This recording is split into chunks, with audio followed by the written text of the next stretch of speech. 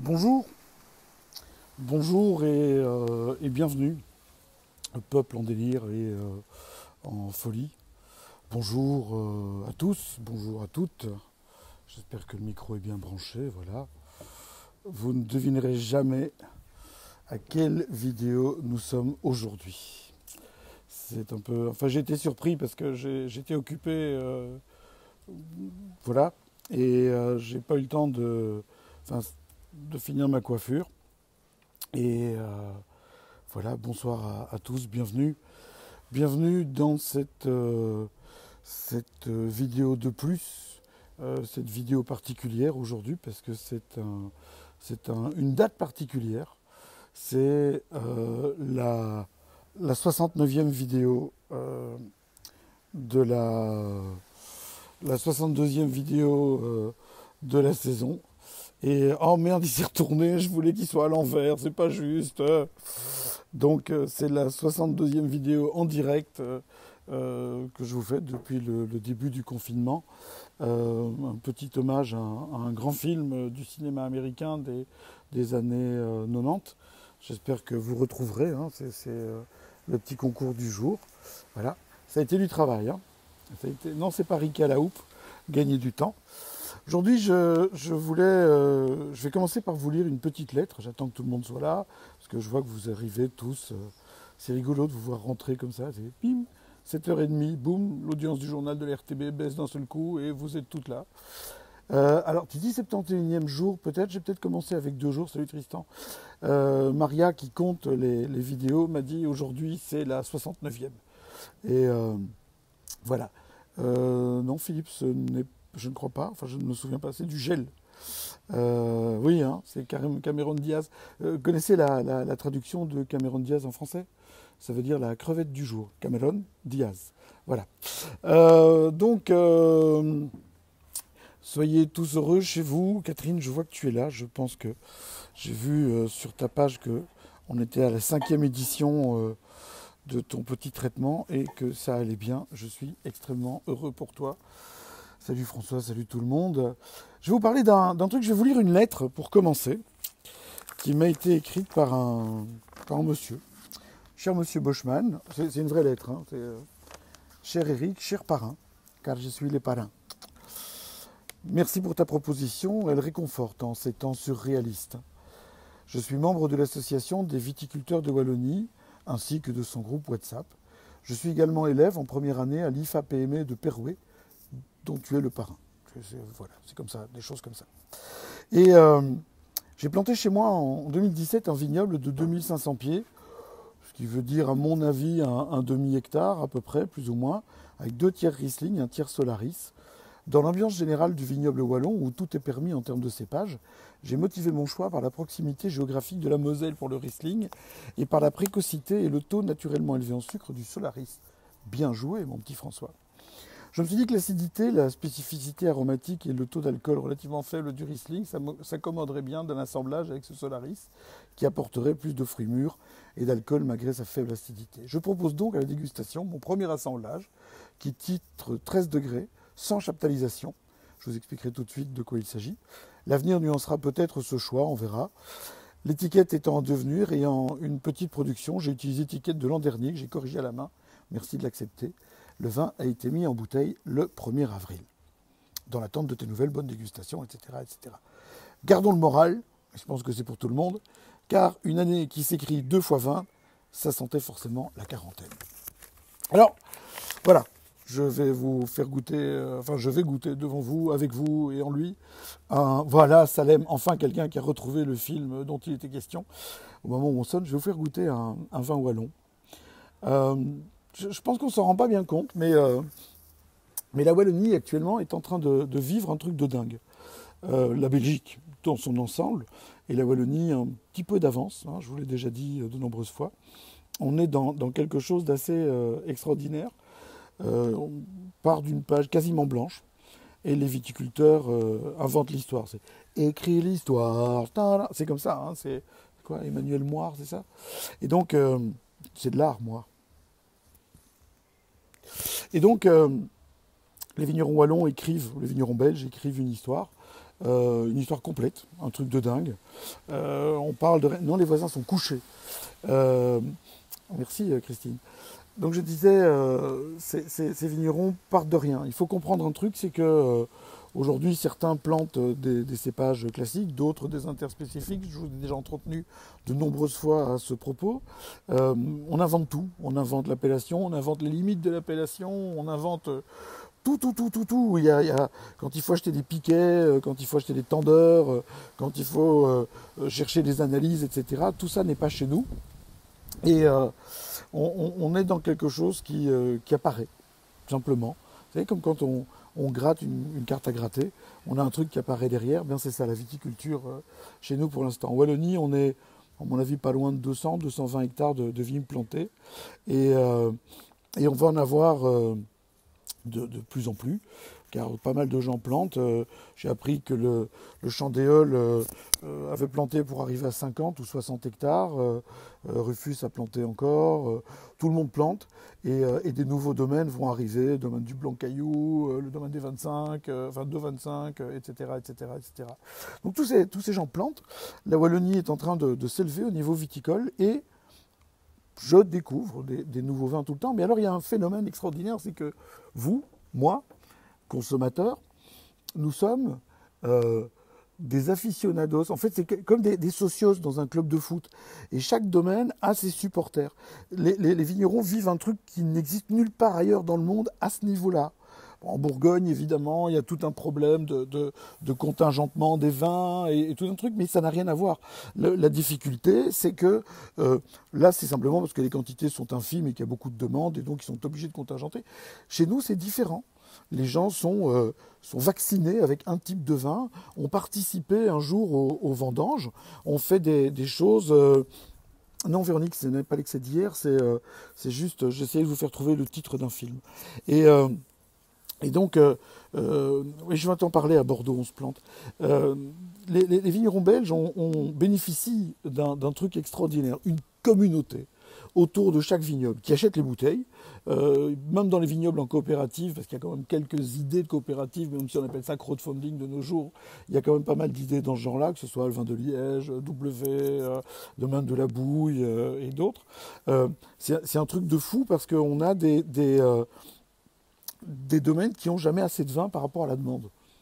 C'est fascinant. Ça n'existe pas ailleurs. On vend cher, parce que la main-d'œuvre est chère en Belgique, parce que les taxes sont extrêmement élevées. On vend cher et on vend. Il y a très très peu de domaines qui restent avec du vin. Je veux dire, ceux qui se démerdent bien, qui ont créé une relation avec les gens, eh bien simplement ont un échange. Philippe Carry, qui nous regarde et qui est à Bordeaux, il dit à Bordeaux on se plante. Le problème de beaucoup de vignobles, et pas qu'à Bordeaux, que ce soit en Italie ou ailleurs, en Espagne aussi, on a ça, en France, c'est que les vignerons sont rentrés dans une bulle et ils ont oublié qu'ils faisaient un produit de communication.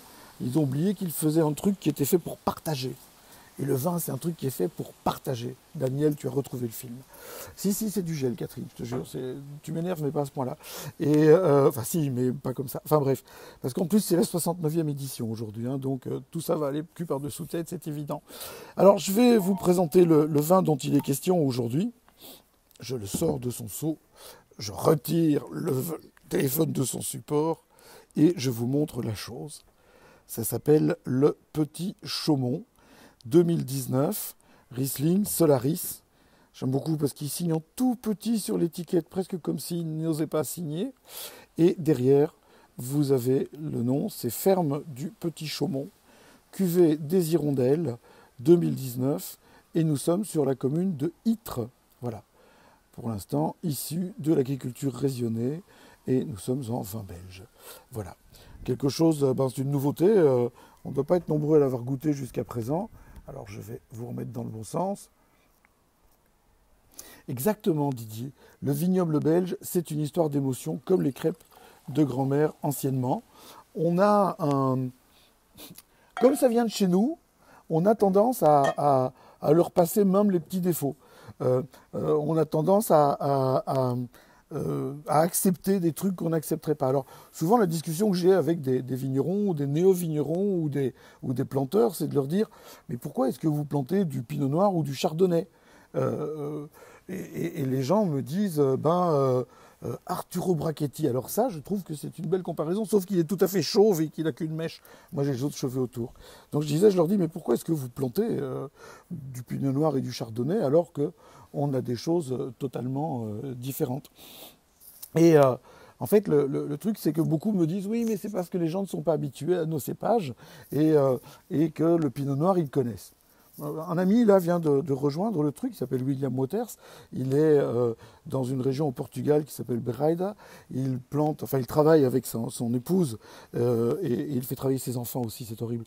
Il travaille avec son épouse un cépage qui s'appelle du Baga. Honnêtement, en dehors de Bereida, les gens qui connaissent le goût du Baga, ils ne sont pas nombreux. Et pourtant, il vend son Baga dans le monde entier. Et les gens adorent. Et ils ont sorti une cuvée que j'ai eu l'occasion de goûter il n'y a pas longtemps à Porto. Comment dirais-je? Il fait une cuvée avec des très vieilles vignes de Baga qui vend à des prix vraiment très élevés. Et il n'y en a pas assez. Parce que simplement, ils ont induit du rêve dedans. Et il y a un truc qu'il faut comprendre quand on est vigneron, bordel, c'est que ce n'est pas le cépage qui fait la vente. C'est ce que vous avez à raconter. C'est l'histoire. Comme Grégory Le Marchal le chantait, parce que j'ai compris que c'était Grégory Le Marchal. Donc, il faut, c'est ça, Missao, c'était les vignes oubliées, hein, c'est ça, je pense, hein, William. Et il faut comprendre ça. Dans tout, Serge Ducas, qui nous regarde, qui est un astrologue de talent, le sait aussi, quand on vend quelque chose, il faut vendre quelque chose dont on est persuadé. Et Philippe Van Uytvanck, qui est un monsieur qui a une longue carrière dans le vin, qui est là aussi, me dit peut-être un jour on sera fier d'être belge. Peut-être. S'il reste une Belgique, j'espère qu'elle restera longtemps. Mais en tout cas, il y a une chose, c'est qu'on peut être content de l'être. Moi, je trouve qu'on peut être content On peut être content quand on n'a pas choisi. Moi, je n'ai pas choisi d'être belge, je suis né en Belgique, et j'en suis content. C'est un chouette pays où on vit bien, où l'air de rien, on vit bien. On peut gueuler tant qu'on veut. On a encore le droit de gueuler. Pensez aux États-Unis où le président a dit aujourd'hui qu'il voulait interdire Twitter parce que Twitter a mis un détecteur de fake news à côté de ce qu'il balançait.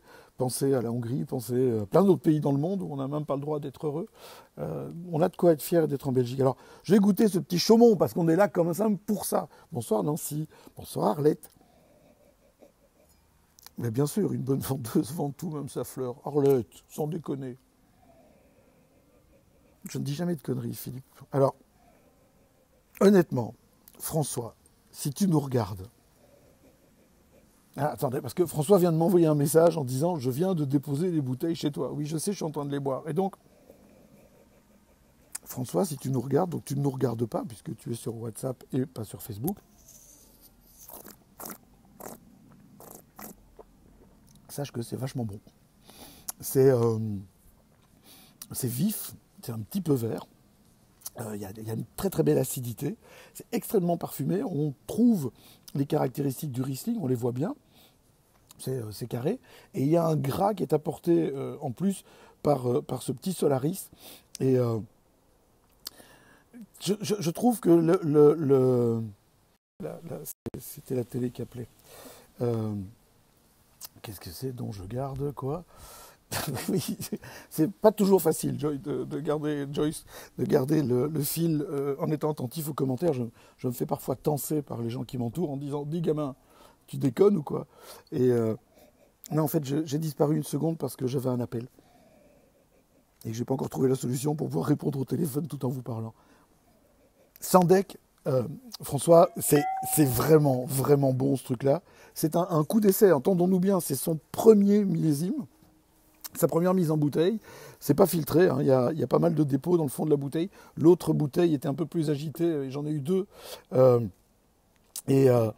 était, comment dirais-je, très troublée, donc j'ai choisi de prendre celle qui n'était pas troublée. Serge, je ne rêve que de ça, de faire de la télé, mais la télé ne veut pas de moi. Si TV Lux veut de moi, il m'aime beaucoup. Voilà, je vous rappelle, ça s'appelle le Petit Chaumon. Je voudrais vous dire un truc aussi, j'entends mon frère qui arrive derrière moi, c'est Saint-Nicolas. C'est le petit Alain qui est là. Viens, assieds-toi. Prends un verre d'abord. Va chercher un verre. On ne te voit pas. Et donc, eh ben, écoute, regarde. Qui c'est qui a dit ma première dégustation? Diego. C'était chez le père et Alain. Dans ma peau. Voilà. Libre dans ma tête. Voilà. Alain est là. C'est le vieux dans la famille. C'est voilà. C'est Alain, le dégât. Donc, je disais, ce petit Chaumont qui vient de Ytre sur le premier millésime, la cuvée des Hirondelles en 2019, sans deck, c'est vraiment une superbe réussite. C'est alors bon, moi j'ai un côté comment est-ce qu'on dit ça, un côté bisounours. Quand je vois des trucs comme ça et que le croupouk arrive à ce moment-là, ma vie est complète. Je dis j'ai un côté bisounours. Quand je goûte un vin comme celui-là, qui en est à sa première édition, quelqu'un qui m'envoie un message en me disant c'est super chouette. Oui, on a 2 fois dans la même tronche. Je suis désolé, on a les mêmes parents d'ailleurs. Assez bizarrement. Je suis beaucoup plus beau, tu rigoles ou quoi? Non, t'es beaucoup plus vieux surtout. Qui a dit ça? T'es plus gros, les gens disent que t'es plus gros. Je porte plainte à ceux qui disent. Bon, attends, laisse-moi achever. Parce qu'il y a quelqu'un qui a dit bonjour mon Alain, Jean-Claude Ibo. Voilà. Salut Jean-Claude. Voilà, Ibo, dans la forêt. Oui. Coucou, coucou. Juste un truc. Je parlais d'émotion, évidemment, l'autre imbécile arrive à ce moment-là. C'est moins facile d'être émute dans ce cas-là, mais c'est un truc dingue. Peut-être qu'un jour, le petit Chaumont sera un truc avec 40 hectares de vignes et que je serai mort entre-temps. Mais c'est super gai de goûter des nouveaux domaines comme ça. On a eu ça avec Domaine W, où on a goûté la première bouteille ensemble. Mouchou n'est pas venu avec Émilie. Et il ne peut pas se déplacer, Mouchou. Mais c'est super gai de partager ça avec vous. Alors quelqu'un m'a fait une réflexion sur un groupe où le truc est partagé en me disant ouais vous êtes quelqu'un d'abord m'a dit on fait pas de pub pour l'alcool, pour le vin, pour les cigares. Moi je fais pas de pub, hein, donc celui qui veut pas regarder il regarde pas. Et puis quelqu'un d'autre a répondu à ça en disant ouais vous êtes un influenceur. Oui peut-être, mais non sûrement parce que d'abord je suis pas payé pour faire ça. Certains m'envoient leurs bouteilles, d'autres pas, ce sont mes bouteilles à moi. Tu as raison, Michel, je suis plus beau qu'Alain. Je suis d'accord avec toi, tu as raison. Michel Lambeau vient de le dire, voilà. Michel, t'es folle ou quoi? Regarde comme je suis beau. Oui, enfin, regarde comme t'es beau, regarde où t'es aussi. Regarde comme t'es gros. Regarde comment je suis coiffé en attendant que t'arrives. Je me suis coiffé comme toi, j'ai mis du gel. Voilà. La houppette Tintin, on sait bien. La houppette, la houppette, la houppette Tintin, la houppette Tintin. Non, d'accord. Bon, je termine mon histoire. Peut-être qu'un jour, le petit Chaumont sera un grand domaine, je lui souhaite. Bah, c'est super émouvant de goûter un truc bien fait, bien réalisé, quelqu'un qui a étudié pour se faire plaisir. William qui est vigneron, Philippe Carry qui est vigneron, enfin tous les viticulteurs qui suivent. Oui, c'est pas un problème d'être vigneron, le savent. Marie-Adine qui est vigneronne aussi d'ailleurs, dans son coin. Tous ces gens-là le savent. Faire du vin, c'est pas un truc facile, c'est un boulot de tous les jours, c'est un truc où il faut se battre. Et c'est pas la portée du premier imbécile venu. Il faut avoir une réflexion. Le premier imbécile venu peut faire du vin, mais il ne va pas faire un grand vin et ça ne tiendra pas. C'est ça la différence entre un grand vin et un bon vin. C'est ce que le viticulteur va mettre, le vigneron va mettre dedans. Voilà. Les petits gars, les frérots de la Vega, ouais, vous avez eu 2 Boschman pour le prix d'un aujourd'hui. Et une paire de houpettes aussi, bravo. Dis au revoir aux gens. Ah, au revoir les gens. Bonjour. Bonjour. Ouais, non, je dis bonjour. Ils t'entendent pas. Ils m'entendent pas. Non, c'est parce que je parle dans l'oreillette, ils t'entendent Mais pas. moi sur mes lèvres. Bonjour. Ça fait peur, hein. Ça fait vraiment peur, je sais. Bon, amusez-vous bien. Merci d'avoir assisté à la 69e. Allez, pourquoi il change? Moi, je voulais pas qu'il change. Il m'embête ce téléphone. Bon, bref. Donc, je disais, merci d'avoir assisté à la 69e. Amusez-vous bien. Quoi que vous fassiez, tu as raison Marcel, Alain paraît plus vieux et moins beau que moi, je sais. Je suis d'accord avec toi, c'est pas évident. Ce qui compte, c'est l'âme, effectivement. Tiens, ton fils regarde. Hein? Ton fils regarde de l'intérieur et le croupouk regarde de l'extérieur. Et donc, oui, c'est le cuisinier qui a 60 ans, Catherine, exactement, c'est lui. Voilà, c'est Alain Boschman. Et c'est écrit là, c'est le cuisinier de 60 ans, je suis désolé. C'est pas il moi. a l'air encore bien conservé pour 60 ans. Et on a notre frère aussi, parce que tu sais, William Waters, c'est notre frère, mais d'une mère différente. Et d'un père différent aussi. Oui, celui-là, oui, lui, il a les deux. Parce qu'on a un frère aussi qui a une mère différente, mais le même père. Ouais. Lui, il a le père et la mère différentes. On est jumeaux, mais avec une... Voilà, bref, cherchez pas à comprendre. Bonne soirée à tous. Je vous souhaite plein de bonnes choses. Je vous souhaite surtout d'être heureux. Continuez à faire un peu gaffe quand même. À Uccle, on a reçu les filtres aujourd'hui. Donc c'est nickel. C'est plus tard que Civry. Oui, mais à Civry, c'est une petite commune. Nous, on est une grande commune, mais ils ont fait rouvrir le bois. Donc moi, je préfère qu'ils rouvrent le bois et recevoir les masques un peu plus tard que de laisser le bois fermé. Enfin bref, amusez-vous bien, soyez heureux. Quoi que vous fassiez, faites-le bien, mais surtout, n'oubliez pas de le faire à fond. Parce qu'on n'a qu'une vie et on en profite tous les jours. Je vous embrasse, soyez heureux. Ciao, ciao.